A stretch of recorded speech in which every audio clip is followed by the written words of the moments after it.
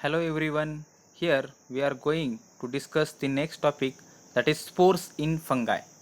So spores is, as we know that the spores is the reproductive unit of fungi.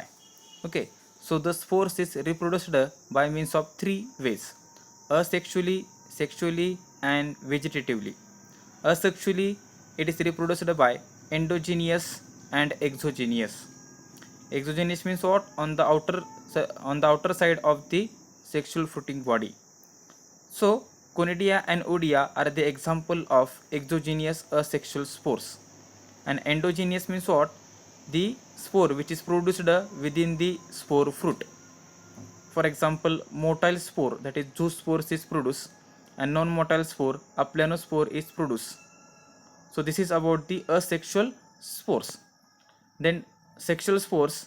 What are the sexual spores?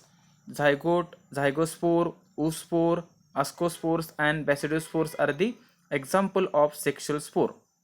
In case of that zygote and zygospore, what happens?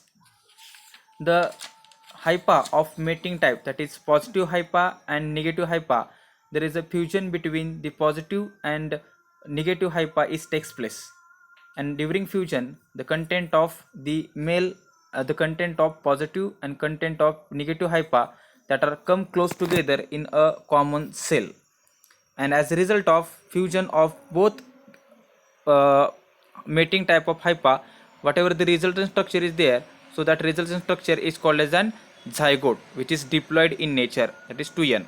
And whatever the spore is formed, that spore is called as an the zygospore, which is spiny. So this is zygospore. Then regarding oospore, in case of oospore formation, the male gamete is called as an antheridium and female gamete is called as an oogonium. So when during fusion that antheridium comes in contact with the oogonial wall, then antheridium touch the wall of oogonium. During when that antheridium comes in contact with wall of oogonium, it produces the fertilization tube. That means the wall of oogonial is break.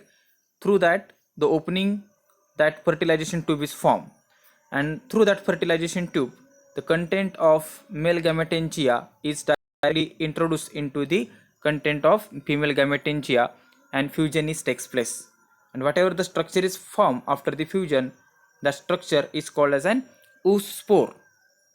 Okay, so similar structure in case of ascospore, same condition is occurred. Okay, so in case of ascospore, male gametangium is called as an antheridium and female gametangium is called as an ascogonium. Here ascogonium is called as an ascogonium.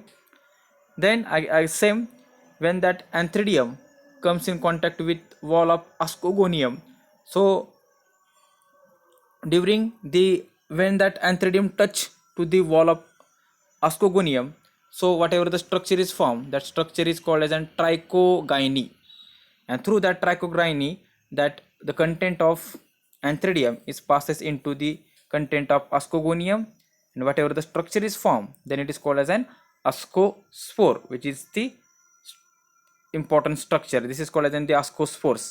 In that ascospore, near about the 8 ascospore is present, or in case of ascus 8 ascospores are formed at maturity.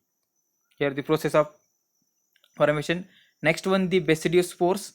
In case of that basidiospore, here there are male and female nuclei is present in that basidium. In case of that club shaped structure is formed, the nuclear fusion is takes place at that initial stage. After nuclear fusion, the meiosis is takes place.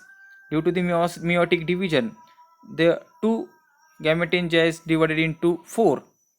Then next, whatever the during next time when it become basidium, that basidium or that structure or basidium or club shaped structure, when it become mature, so it form the four sterigmata at the end, and through that sterigmata that each nuclei is migrated. During after complete migration, what happens here, that nuclei or that basidiospore, it becomes cut from that basidium, and that basidiospore is released into the atmosphere.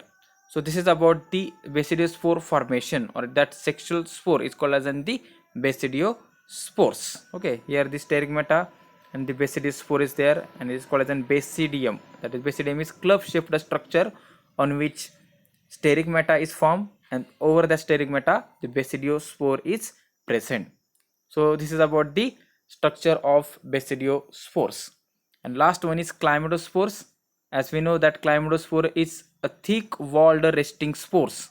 It is a thick walled resting spores which formed terminally or intercalary. That means at the end, internally or terminally, that structure remains viable in seed or soil for long duration when the favorable condition is arises, so that chlamydospore is again germinate. Okay, so that chlamydospore is the thick walled resting spores which is formed in fusarium. So this is about the spores in, or this is about the asexual, sexual and vegetative spores of fungi. So if you have any difficulty regarding that topic, so you can ask me. Thank you.